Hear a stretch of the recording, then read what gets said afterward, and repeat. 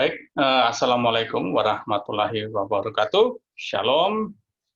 Eh, Sebelumnya saya meminta maaf karena rupanya perkuliahan kita melalui YouTube kemarin untuk mata kuliah Sistem Informasi Manajemen untuk tatap muka kedua dan ketiga pada YouTube yang pertama kemarin rupanya terjadi gangguan karena rekan-rekan kita mahasiswa mengatakan pada menit ke-14 ya, itu tiba-tiba suara saya tidak ada.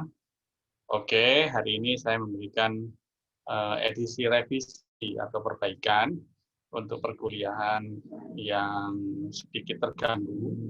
Saya sudah berupaya untuk mencari kesalahannya dari mana, tapi sepertinya tidak bisa ditemukan. Kayaknya di gangguan teknologi aja ya. Saya bukan ahli atau expert di bidang teknologi, tapi tidak apa-apa. Saya menyampaikan kembali perkuliahan kemarin. Yang pasti materi PowerPoint saya tempel di Simakat. Saudara-saudara semuanya, nanti silakan dicek di Simakat ya.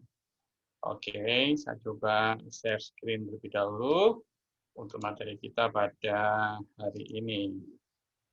Oke, ini adalah materi kita, tapi kayaknya saya kasih besar dulu ya, karena tampilannya terlalu kecil. Sebentar, izin dulu, sebentar, saya kasih besar dia, sehingga bisa lebih. Oke, sudah selesai. Share screen. Oke. Baik, saudara, materinya sama dengan kemarin. Saya bisa menjelaskan di sini tentang konsep dasar daripada sistem. Karena di sini ada 3 kata, sistem, informasi, dan manajemen. Nah, mari kita coba pelajari apa itu sistem, apa itu konsep daripada sistem, saudara. Ya, sebelum ada sistem, itu sistem dibangun oleh elemen-elemen. Ada namanya subsistem atau disebut dengan indikator daripada sistem. Apa yang disebut juga dengan elemen. Elemen ini adalah kumpulan dari beberapa elemen, kemudian dia akan menjadi satu yang disebut dengan sistem, saudara ya. Yang disebut dengan sistem. Seperti itu yang bisa dijelaskan arti daripada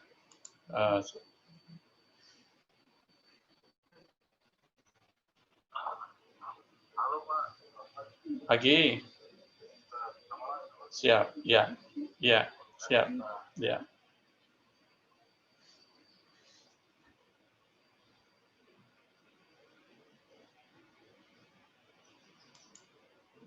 Ya, seperti itu saya lanjutkan kembali. Terjeda sedikit karena ada telepon. Oke, nah elemen-elemen daripada sistem itu ada beberapa di sini yang saya bisa tampilkan, yaitu manusia, mesin, prosedur, dokumen, dan data, dan juga elemen-elemen pendukung yang lainnya. Saudara, seperti kayaknya kemarin sempat terdengar ya suara saya untuk ini ya. Oke, ini beberapa tokoh atau beberapa ilmuwan yang memberikan definisi tentang sistem yang dikemukakan oleh Gordon Davis dan juga McLeod. Pertemuan pertama kemarin juga saya menyampaikan sistem informasi yang dikemukakan oleh McLeod, saudara ya.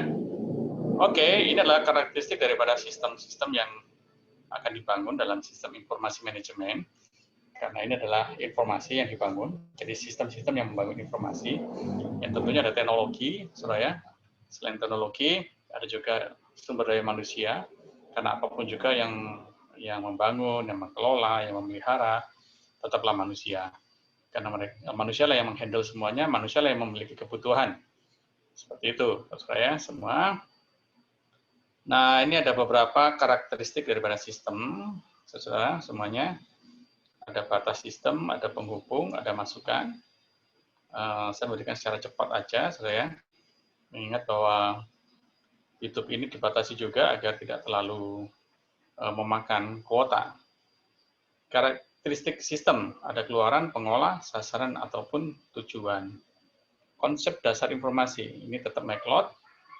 Ya, seperti minggu yang atau tatap muka pertama, informasi adalah data yang telah diolah menjadi bentuk yang memiliki arti bagi si penerima dan bermanfaat bagi pengambilan keputusan saat ini ataupun mendatang. Tentunya tolong dibedakan dulu antara data dan informasi ya.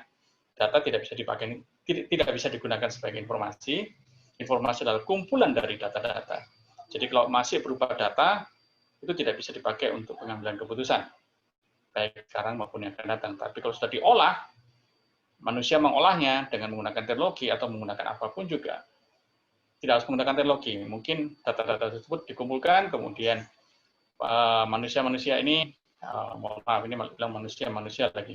Artinya manusia mengkelolanya dengan mengadakan satu pertemuan, mengadakan satu rapat, kemudian data-data itu dikumpulkan, diolah, kemudian dari hasil rapat tersebut diambillah sebuah keputusan.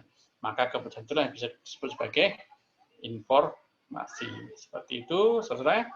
Ini pertemuan yang pertama, sumber dari informasi adalah data. Ini yang paling penting yang ditekankan di dalam konsep sistem informasi manajemen, bahwa informasi adalah data atau kumpulan dari data-data. Seperti itu ya. Ini bisa dibaca PowerPoint-nya, saudara ya. Kemudian ini tugas yang saya sampaikan kemarin. Mungkin ini agak terlewatkan atau kata-katanya agak hilang. Jadi saya memberikan tugas kepada mahasiswa yang mendengarkan mata kuliah Sistem Informasi Manajemen di pertemuan kedua dan ketiga ini. Saya memberikan tugas kepada Anda. Tolong Anda jelaskan siklus informasi ini. Tolong Anda jelaskan. Dimulai dari dasar data, ini searah jarum jam ya ke kanan ya. Kemudian diproses, seperti yang tadi saya jelaskan di atas. Kemudian keluarlah output, ini disebut dengan informasi. Informasi diterima oleh si penerima, dalam hal ini manusia. Kemudian manusia mengambil keputusan atau tindakan, dan ada hasil tindakan. Dari hasil itu, apabila sudah selesai, atau data historinya sudah lewat, maka disebut sebagai data. Dan menjadi input, dan diproses kembali. Demikianlah siklus informasi. Seperti itu, rekan-rekan mahasiswaku yang saya cintai, ini adalah tugas yang saya berikan kepada Anda, tolong dikerjakan, saudara. Dan ini juga ada pun fungsi-fungsi informasi sebagai berikut, untuk meningkatkan si pengetahuan bagi si pemakai. Ya, seperti Anda, mahasiswa, menerima informasi tentang sistem informasi manajemen, itu adalah untuk meningkatkan pengetahuan. Saya juga belajar untuk mendapatkan data-data dari buku-buku, kemudian saya menyampaikan informasi lewat perkuliahan, dan itu menjadi pengetahuan bagi kita semuanya. Dan ini terakhir mungkin yang saya bisa jelaskan, informasi yang berkualitas itu harus akurat, tepat pada waktunya, dan relevan. Akurat itu artinya adalah informasi tersebut bukan abal-abal, bukan hoax, ya, dibangun dari data-data yang valid, sehingga informasinya pun akhirnya menjadi akurat. Kemudian tepat pada waktunya, artinya informasinya disampaikan, diberikan tepat pada waktunya, sesuai dengan kebutuhan, dan relevan. Kalau informasi tentang keuangan, maka untuk bagian keuangan. Kalau informasinya bagian pemasaran, ya untuk bagian pemasaran. Jadi harus relevan. Seperti itu, saudara ya. Nanti ini slide berikutnya itu bisa dipelajari melalui Simakat, saudara ya. Yang paling penting yang saya ingin sampaikan adalah tugas. Maaf. Tugas yang saya sampaikan di sini, tolong dikerjakan ya. Kemudian dikumpulkan melalui WA ataupun email kepada saya. Alamat email dan WA ada di Simakat. Saya sudah tempel di Simakat.